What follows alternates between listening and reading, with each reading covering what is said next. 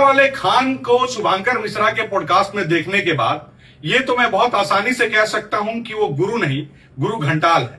क्योंकि जिन शब्दों का चयन उसने पॉडकास्ट में किया, जिस भाषाई गुंडई उसने दिखाई, वो एक टपोरी की ही भाषा हो सकती है। अब आपने सुना होगा कि शुरू में मैंने खान कहा, सर इसलिए नहीं कहा कि उसको सुनने के बाद अगर हम सर कहते हैं तो शिक्षक शब्द पे लानत हो जाएगा। खैर, एक एक करके उसकी बातों पे आते हैं। पहले उसने कहा कि मुझे फैसल खान मेरे ससुराल पक्ष के लोग कहते हैं, हमसे जो बच्चे पढ़ते हैं वो तो हमको खान ही सर कहते हैं। तो मुझे इससे पूछना है कि तुम्हारे जब पिताजी नाम रखे होंगे फैसल खान, तुम्हारी माताजी भी फैसल बुलाती होंगी, तुम्हारे परिवार के लोग चाचा चाची वो सब लोग फैसल बुलाते होंगे, तो वो तुम्हारे ससुराल पक्ष के हैं क्या? खैर, तुम जिस धर्म को मानते हो वहां ये हो भी सकता है।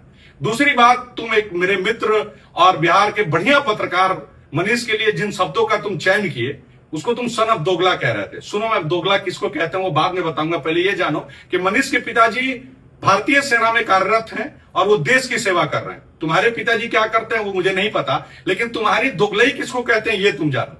अपना धर्म छुपाना दोगलई है, अपना नाम छुपाना दोगलई है, अपने पिता का नाम छुपाना दोगलई है। हिंदू धर्म में बच्चियों से राखी बनवाना और उन्हीं के साथ रात को भाई बनना और सुबह जान बन जाना, जैसा कि आरोप रोशन सर ने लगाया है, ये दोगलई है। पहले रक्षाबंधन में राखी बांधना और अपने धर्म का मजाक उड़ाना दोगलई है। इसी के वजह से तुम पे लगा था, तुम्हारे धर्म वाले ने, ये तुमको पता ही है।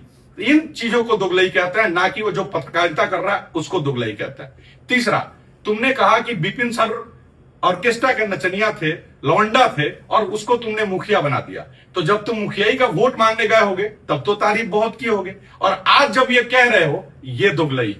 तो दोगलई की परिभाषा तुम्हारे लिए जायज है। मुझे तो बस दुख उन बच्चों के लिए है जो इससे पढ़ते हैं और इसको महान शिक्षक मानते हैं। मुझे उम्मीद है इसके भाषाई गुंडई के बाद अब कुछ बच्चे कम से कम इस मोह से मुक्त हो जाएंगे कि ये एक शिक्षक है।